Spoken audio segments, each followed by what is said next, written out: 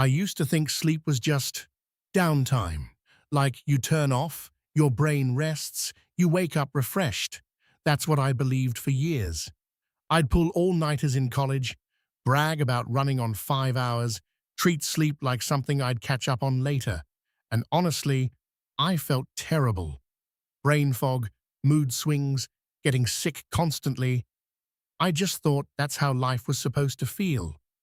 But then I stumbled onto some research that completely flipped how I understand what happens when I close my eyes at night. And I can't believe this isn't common knowledge. Here's what changed my mind. Sleep isn't rest. It's the opposite. It's the most intense repair process your body runs. Think of it like this. During the day, your brain is building up metabolic waste, literal toxic proteins that accumulate while you're awake and thinking and moving. Your neurons are firing. Your muscles are breaking down.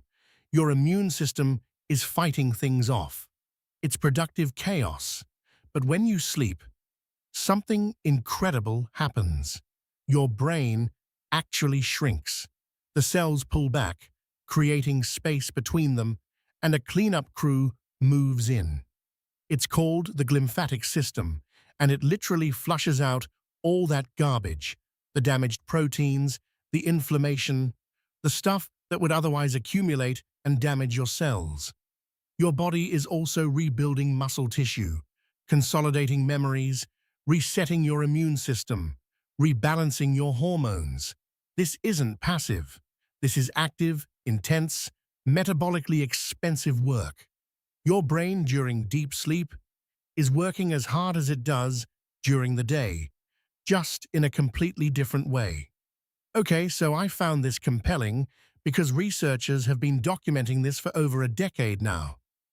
The National Institutes of Health published research in 2013 showing that sleep deprivation leads to a 30% reduction in the brain's ability to clear metabolic waste. 30%, that's huge. Then Stanford's Sleep Research Center showed that chronic sleep loss increases your risk of neurodegenerative disease by nearly 50% over time. And what really got me was the Harvard study from 2022 in the journal Nature, where they tracked people sleeping 5 hours versus 8 hours a night. The 8-hour sleepers had measurably better immune function, faster recovery from illness, and significantly lower inflammation markers. The 5-hour sleepers were walking around in a state of chronic stress their bodies couldn't repair. And get this, the NIH also found that sleep deprivation affects your prefrontal cortex, which controls decision-making and impulse control.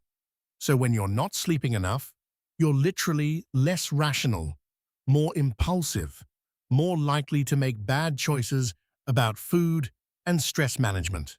It's a downward spiral.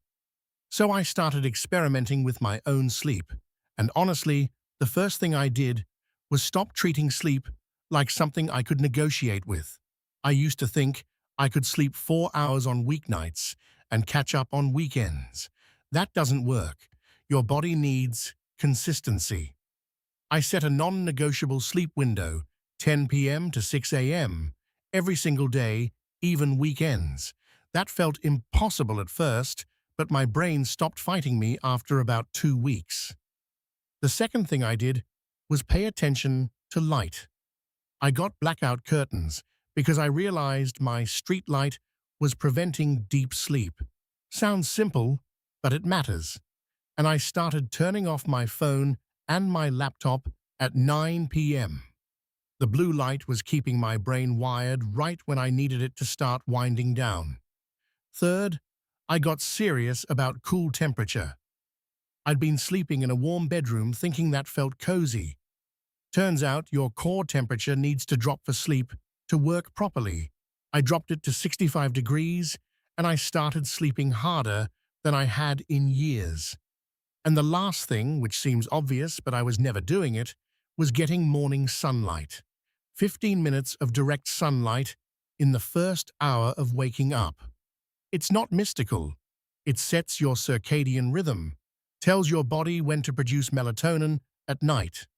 Within 3 weeks of these changes, I had more sustained energy, my mood stabilized, I stopped getting sick, and my brain fog lifted.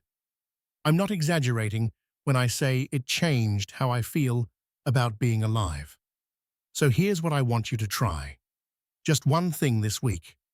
Pick the one that resonates with you. Maybe it's consistent sleep timing, maybe it's blackout curtains, maybe it's morning light.